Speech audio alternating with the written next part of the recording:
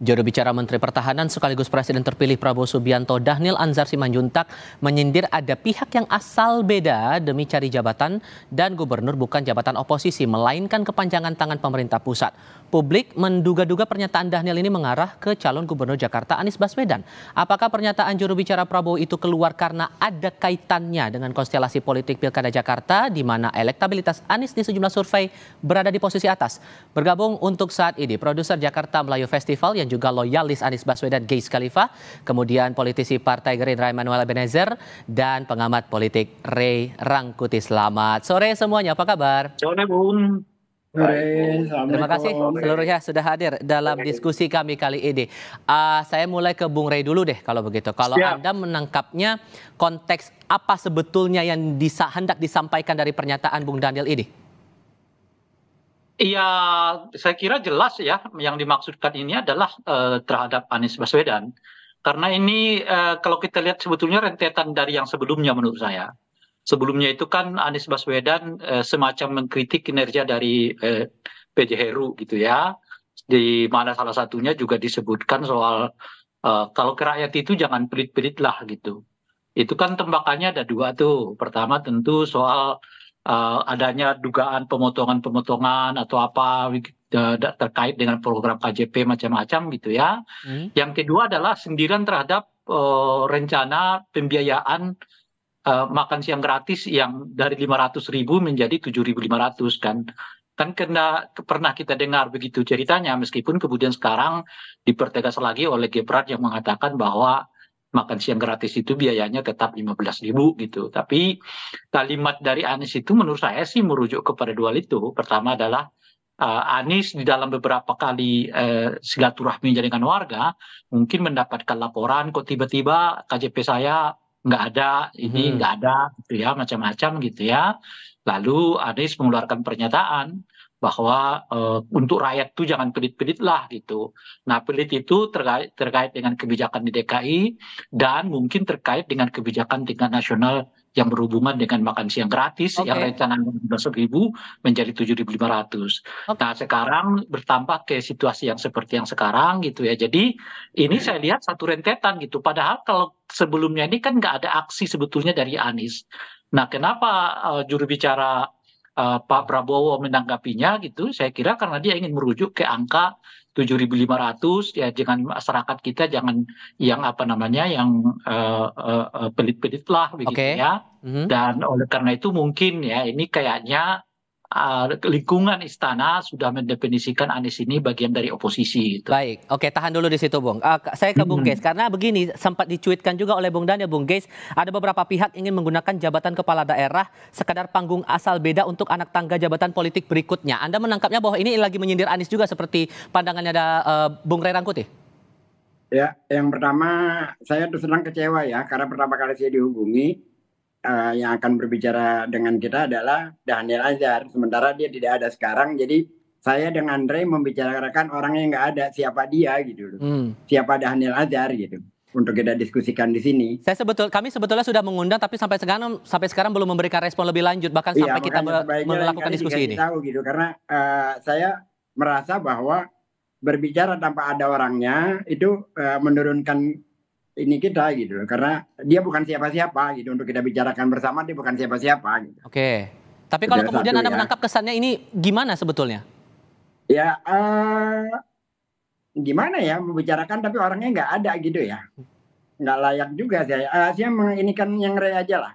Bahwa yang dikatakan Ray itu yang satu benar, yang satunya salah. Kalau yang satunya tentang jangan pelit-pelit kepada warga itu konteksnya adalah pada DKI. Tetapi kalau secara tentang makan siang gratis, Anies tidak ada arah ke sana sama sekali. Karena selama ini yang jadi concern Anies adalah persoalan Kampung Bayam, persoalan KJMU, persoalan KJP Plus yang agak tertahan gitu. Ada permasalahan di sana. Jadi concernnya Anies adalah kepada persoalan itu, terutama soal Kampung Bayam yang sampai hari ini tidak mendapatkan haknya. Nah itu dia. Kalau soal Dhanil bicara semacam itu tentang oposisi dan sebagainya, saya tidak bisa membahas karena orangnya nggak ada. Kalau orangnya ada sih enak membahasnya. Oke, kalau gitu saya ke Bang Noel kalau begitu. Kalau Anda menangkapnya walaupun kemudian ini adalah cuitan dari Bang Daniel begitu, tapi sepenangkapan Anda bahwa cuitan ini sebetulnya memberikan penegasan bahwa sudah ada jarak barrier antara posisinya Pak Prabowo dengan Mas Anies? Pernyataan Mas Daniel itu kan sebuah sikap kritis ya dari sudut pandang beliau yang punya latar belakang aktivis Muhammadiyah. Artinya dia juga memperjelas bahwa kepala daerah, gubernur, kemudian bupati dan wali kota itu juga bagian kekuasaan yang semuanya harus sama visinya dengan pusat. Artinya mereka bagian tugas tugas yang tidak terlalu beda dalam mengerjakan program-program nasional nanti. Jadi itu sudut pandang yang kritis, betul. Jangan juga ada yang tersinggung. Saya rasa beliau tidak ingin menyindir siapapun. Karena kan itu sikap kritis dia. Masa kita nggak boleh sih, apalagi beliau tuh kan mantan aktivis Muhammadiyah yang terpelajar, nggak boleh kritis. Bahkan ya maaf, Bang Gis tadi bilang bukan siapa-siapa. Justru hari ini dia menjadi siapa-siapa. Karena kenapa? Dia masih menyampaikan hal yang kritis ya dari sudut pandang beliau. Jadi ya sebenarnya tidak ingin menyinggung siapapun lah. Dia hanya ingin menjelaskan bahwa ya kepala daerah itu tingkat gubernur dan itu kan bagian instrumen kekuasaan yang pelaksanaannya bisa mengerjakan pemerintahan pusat juga, bisa sinergisitas gitu loh. Apa Tidak efeknya lagi kalau nanti, gubernurnya datang dari kalangan oposisi menurut Anda? nah itulah dia mempertegas, makanya tidak ada oposisi. Karena kenapa? Ketika dia menjadi gubernur, ya dia bagian dari kekuasaan. Gitu. Dia bupati, dia juga bagian dari kekuasaan yang harus mengikuti program-program yang sudah terprogram. Ini kan terkait program, gitu loh. Jadi tidak ada istilah oposisi. Nah makanya dia memuji sikapnya Mas Ganjar dan Pak Mahfud. Lihat dong Pak Mahfud dan Mas Ganjar, dia kesatria, gitu. Bukan juga menganggap bahwa siapa Mas Anies itu tidak sosok yang kesatria. Saya rasa tugasnya Mas Daniel itu untuk menjadi aktivis yang kritis saya rasa sudah luar biasa lah yang menyampaikan sudut pandangnya. Saya rasa itu. Oke, kalau menurut Bung Gis, apakah gubernur itu boleh-boleh saja datang dari kalangan oposisi atau ya seperti yang pernyataannya Bung Daniel tadi? Yang membatasi itu siapa ya? Karena kan majunya Anies itu kan berdasarkan permintaan warga ya. Di mana-mana warga menggunakan haknya untuk melakukan aksi spontan, meminta Anies kembali, lalu dipotret oleh lembaga-lembaga survei, walaupun saya itu agak skeptis dengan persoalan lembaga survei. Lalu partai mencalonkan gitu. Selama ini kan Anies tidak pernah bicara tentang pencalonan sebelum ada permintaan-permintaan gitu kan. Jadi nggak ada urusannya dengan oposisi dan bukan oposisi. Oke. Kalau ini adalah Anies sebagai mantan gubernur, lalu warga merasa tidak puas atas keadaan situasi yang saat ini terjadi, lalu meminta Anies kembali memimpin Jakarta, kan begitu aja persoalannya kan. Lalu partai melihat aspirasi itu, maka mereka menggunakan alat demokrasi namanya partai politik untuk mencalonkan Anies. Di mana urusannya dengan oposisi dan tidak oposisinya. Makanya karena tidak ada Danielnya di sini, jadi saya sulit bicara gitu. Kalau yang bicara orang seperti Cak Nur, bicara Romo Mangun, kita diskusikan, saya dan Ray di sini mendiskusikan pantas dan wajar gitu. Tapi Daniel, terus kita mendiskusikan tweetnya dia. Kalau gitu bagaimana kemudian menafsirkan jadi sekadar panggung asal beda yang disebutkan oleh Bang Daniel tadi, Bung Noel? Anda menangkapnya kesan apa sampai dibilang ada panggung asal beda itu? Ya karena gini, ini dia berkacamata dari karakter oposisi di Indonesia. Teriak-teriak keras-keras, ujung-ujungnya ya minta-minta juga, gitu, pengemis juga. Karena kan dia juga tahu dia bagian dari orbit ke dunia politikan ini, dia tahu karakter oposisi kita mungkin. Jadi dilihat dari sudut pandang itu, kritis-kritis ujung-ujungnya juga minta paling gitu. Kritis-kritis cuma ujung-ujungnya supaya dapat kursi kekuasaan. Karena itu yang terjadi di Indonesia. Belum ada orang punya daya kritis karena sudut pandangnya yang bagus, dia perjuangkan nilai-nilai dia. Karena ujung-ujungnya kritis minta kekuasaan, jadi minta menurut proyek. Noel, Mungkin Bang Daniel itu melihatnya dari sudut pandang itu. Lu kalau mau kritis kesatria dong, gitu loh. Jangan minta-minta jabatan, jangan minta-minta ini, jangan minta-minta itu. Jadi enak ngelihat daya kritisnya itu benar-benar luar biasa. Tapi sekali lagi, saya yakin tidak ada niat untuk sedikit pun menyinggung Mas Anies. Gitu. Saya yakin sekali lah. Karena Mas Anies juga kan punya daya kritis, daya intelektual dan punya moralitas. Saya perjelas sedikit Mal ya. Siap. Karena di sini ada saya dengan Ray. Jadi sudut pandangnya itu karena Daniel melihat oposisi selama ini yang ujung-ujungnya minta jabatan juga gitu kan ya? Bukan Daniel ya, saya juga melihatnya itu. Anda juga melihatnya itu begitu kan ya? Iya. Begitu ya? Iya. Itu adalah Anda membaca diri Anda sendiri lalu mengeneralisasi kepada orang lain. Grace Halifa dan Ray Rangkuti yang ada di sini tidak seperti itu. Dan itu terbukti. Enggak, kalau saya boleh ketawa, saya ketawa nih. Ketawa silakan. Ya udah ketawa. Ray Rangkuti aktivis dari tahun 90-an sampai hari ini tidak pernah menjadi pengemis. Grace Halifa sampai hari ini tidak pernah menjadi pengemis. Bahkan ketika saya kenapa Om Grace tersinggung? Anda membaca soal itu seolah-olah seluruhnya orang seperti Anda. Ya, Om Grace, makanya. Nah, saya kasih tahu ada orang lain yang tidak seperti Anda. Contohnya saya kasih tahu Ray ada di sini. Lihatnya utuh. Saya tidak ingin menyinggung Om Grace, apalagi. Iya, itu dia makanya melihat orang jangan dari kacamata sendiri, gitu loh. Itu. Bahwa orang lain tidak selalunya sama. Ini model-model kayak Om Grace ini model gampang tersinggung ini akhirnya kita yang tidak mendapatkan tersinggung menjelaskan. Tidak semua orang bisa digeneralisasi dan generalisasi adalah logika bengkok. Saya tidak mengeneralisir, makanya lihat pernyataan saya jangan parsial Om Grace yang baik hati yang terhormat. Gimana? Gimana? Oke, ditahan dulu di situ, teman-teman. Saya mau ke Bung Rey dulu. Bung Rey, kalau kita tarik ke belakang ada konteks juga bahwa Pak Ahmad Muzani mewakili Gerindra juga bilang sedang menyiapkan nih Kim untuk lawannya Anies begitu di Pilkada Jakarta. Dengan munculnya cuitan dari Bung Daniel ini, gimana konteks politiknya menurut Anda? Kan setahu saya, seingat saya juga di Kompas TV ini pernah saya sampaikan dan saya ucapkan bahwa besar kemungkinan PDIP dengan Gerindra itu ada dalam satu barisan untuk menyiapkan lawan politik bagi Anies Baswedan gitu. Nah, kalau kita baca dalam konteks yang lebih makro, sebetulnya apa yang terjadi saat ini bagian dari memperjelas itu. Memperjelas pertama, Gerindra mungkin tidak akan memberikan suaranya kepada Anies Baswedan gitu ya. Dan bahkan pada tingkat tertentu Gerindra mungkin akan bekerja sama dengan partai politik lain yang bisa jadi itu PDI Perjuangan untuk menyiapkan kader yang dapat katakanlah menjadi kompetitor bagi Anies Baswedan di Pilkada Jakarta sehingga tidak terjadi kotak kosong gitu. Mengingat sejauh yang saya lihat ya, hampir sulit bagi Kim sekarang untuk mendorong sendiri kader mereka gitu. Jadi Kimnya di Jakarta kelihatan akan terbelah. Sebagian mungkin akan mendukung Anies Baswedan, sebagian mungkin mendukung kader atau calon yang berbeda dengan Anies Baswedan. Nah itu yang saya lihat.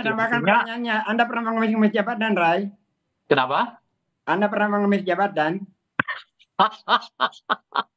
Agar jelas aja, agar jelas.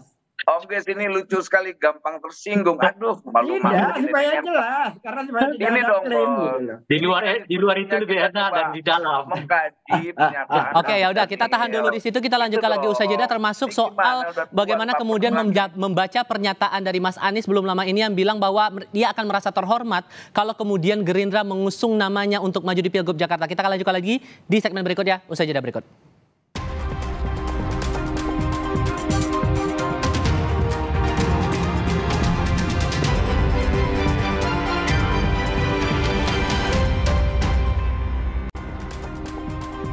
Masih melanjutkan diskusi bersama Grace Halifa, kemudian Ray Rangkuti dan Immanuel Ebenezer. Bung Ray, melanjutkan pertanyaan saya sebelumnya, kalau Anda menilai bahwa cuitan itu mengarahkannya ke Anies, tapi di sisi lain tadi pagi Bung Anies bilang akan sangat terhormat kalau kemudian Gerindra akan mengusung namanya nanti kalau di Pilgub Jakarta. Anda menangkap konteks ini sebatas kode atau ada maksud lain? Ya pertama tentu bagi siapapun calon kepala daerah pasti sangat merasa diuntungkan, bangga kalau ya didukung oleh kekuatan partai politik yang lain kan. Itu pernyataan normatif gitu. Dan saya kira juga Anies mengemukakan itu. Masa Anies mengatakan misalnya, oh partai saya ini cukuplah yang ada sekarang ini gitu. Ya jelas tidak kan. Anies akan mengatakan, saya sangat terhormat kalau sekiranya Gerindra mau mendukung saya. Itu pernyataan yang normatif. Tetapi itu belum menunjukkan bahwa sudah ada deal, sudah ada pembicaraan macam-macam antara Anies Baswedan dengan Gerindra. Seperti yang saya sebutkan itu tadi, justru kelihatan ya kalau Gerindra ini mungkin lebih menyiapkan kader yang lain atau nama yang lain yang jadikan sebagai mitra bersaingnya Anies Baswedan di Pilkada Jakarta ini gitu. Dalam konteks itulah saya kira apa yang dilakukan oleh Dhanil ini bagian dari pemanasan itu, karena boleh jadi di lingkaran Gerindra mungkin juga ada tarik-menarik antara yang ingin mendukung Anies Baswedan sebagai calon gubernur atau yang ingin menyiapkan kader yang lain untuk dijadikan sebagai calon gubernur itu. Dan itu biasa saja. Dan kelihatan kalau konteksnya tentu Dhanil ini mungkin bagian dari kekuatan di internal Gerindra yang ingin menjadikan Anies itu sebagai mitra bersaing di dalam pelaksanaan Pilkada Jakarta 2024 yang akan datang gitu. Jadi saya kira pernyataan Dhanil itu juga bukan tanpa skenario ya. Artinya Dhanil juga sengaja membuat ungkapan itu, tweet itu, karena itu merespon menurut saya pernyataan Anies yang sudah seminggu yang lalu ya terkait dengan PJ Heru sebetulnya gitu. Nah tetapi itu diungkap lagi oleh Dhanil tanpa ada angin bla bla bla gitu dalam kerangka itu tadi ya untuk membuat jarak bahwa Gerindra ini nggak akan berlabuh ke Anies Baswedan, tapi akan mencari mitra yang lain. Mempertegas sikap politik itu tadi ya Bung ya? Iya, itu kan artinya kan tiba-tiba nih Dhanil buat tweet-tweet kayak begitu itu. Yang sebetulnya kalaupun mau direspon, responnya itu kepada pernyataan Anies seminggu yang lalu gitu, jauh banget gitu. Nah, yang makanya saya mengatakan Dhanil itu sengaja membuat tweet itu justru untuk mempertegas ya setidaknya pilihan politik Gerindra dalam lingkup yang ada bersama dengan Dhanil bahwa mereka akan berbeda dengan Anies Baswedan di Pilkada Jakarta 2024 ini gitu. Oke, kalau Bung Noel dari Gerindra gimana meresponnya? Tadi Mas Anies bilang bahwa akan sangat terhormat kalau kemudian Gerindra mengusungkan namanya maju di Pilgub Jakarta. Masih ada ruang untuk Anies? Ya soal ruang ada atau tidak kan itu urusan internal partai ya. Karena saya ini kan sebenarnya pendukungnya Mas Anies. Mas Dhanil juga pendukungnya Mas Anies. Kemudian ada keputusan partai untuk tidak memilih Anies, ya mungkin itu keputusan yang lain gitu loh. Namanya juga kita pengen menyehatkan demokrasi. Jangan sampai demokrasi terkungkung karena persoalan-persoalan yang tidak substansial ini gitu loh. Tapi apa yang disampaikan Mas Anies itu bagus. Bahwa kalau seandainya saya didukung Gerindra, ya saya senang. Sama halnya misalnya PDIP mendukung Mas Anies kan bagus. Artinya apa? Demokrasi kita sedang bagus-bagusnya gitu loh. Tidak ada lagi narasi-narasi berbasis kebencian. Kemudian narasi-narasi berbasis politik identitas. Ini kan bagus sekali gitu loh. Bayangkan dulu Mas Dhanil itu pendukung kerasnya Mas Anies loh. Saya ini dulu pendukungnya Mas Ahok.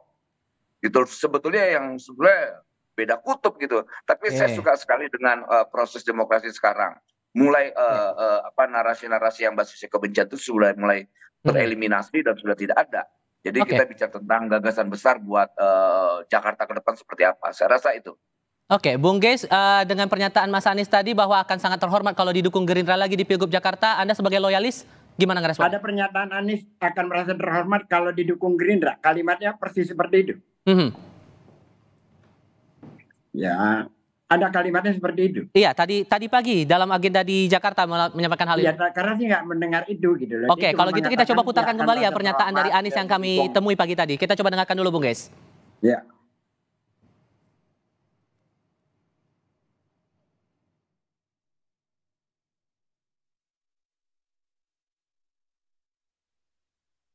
Jadi pada dasarnya kita semua ingin agar peran amanat yang dititipkan bisa dijalankan dengan baik.